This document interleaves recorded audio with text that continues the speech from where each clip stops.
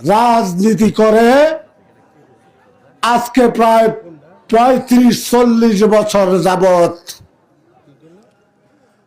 বন্ধুরা আমার, ঢাকা শহরে তার কয়েকটা হাসপাতাল আছে, ব্যবসা করে, উত্তরায় বাড়ি আছে কয়েকটা।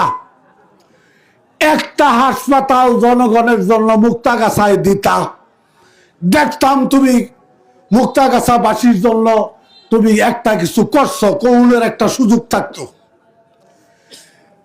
আজ থেকে ৩৫ বছর আগে যা জঘন্য কামলা করছে এই মুনাফেক, এই পাচুল্য রাজশাহী বিশ্ববিদ্যালয়ের ছাত্র দলের সভাপতি ছিল। সভাপতি থাকাকালীন সময়ে আমাদের মুক্তাগাছার ছাত্র নেতা ফরহাদ পড়াশোনা করত। বাইরা এই বাংলাদেশের বাইরে যদি কোনো দেশে যায়, ওইখানে বাঙালি একটা পাইলে হে আত্মীয় মনে হয় না? বা আমি এইখানে গেলাম চট্টগ্রামের কোনো এক জায়গায়, মুক্তাগাছা এই পলসা গ্রামের একটা লোক দেয়া হইলে আপনার মনে হইব না যে হারে পরম আত্মীয় পাইছি। রাজশাহী বিশ্ববিদ্যালয়ে ছাত্র শিবিরের এবং ছাত্র দলের মধ্যে সংঘর্ষ।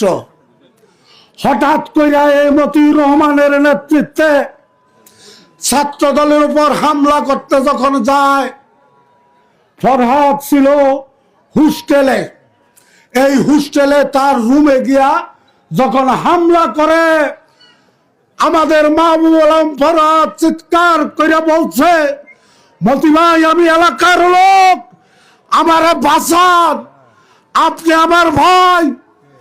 মতি কথা শুনে নাই, আমাদের ফরহাদের কান্না, চোখের জল ওকে ওই পাষাণ্ডকে নমনীয় করতে পারে না, একটু দয়া করে নাই, ফরহাদের কবজাটা কাটতে দিছে।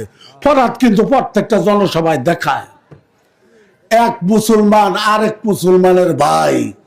আল্লাহ রসুলের কথা কি মানলো? মানে নাই।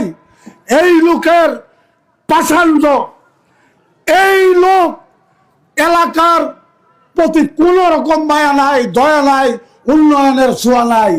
ধর্মের কথা কইয়া, ধর্মের বাহানা দিয়া আজকে ভোট চাবেন। এই লোক ভণ্ড, প্রতারক, ধর্ম ব্যবসায়ী।